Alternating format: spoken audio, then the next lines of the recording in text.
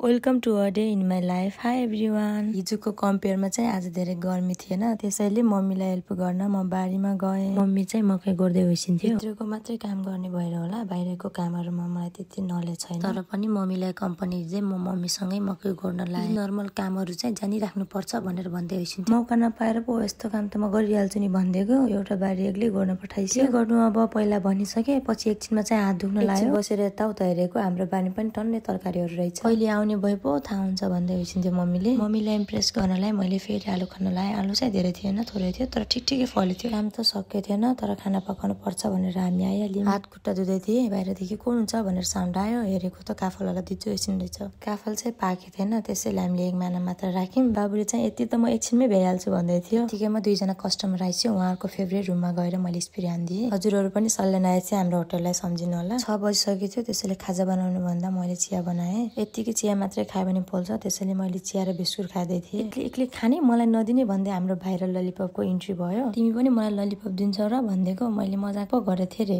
मैले कुन चाहिँ सिरियस भएर भन्ने थिएँ र। आजलाई यति नै। Thank you for watching. Bye by.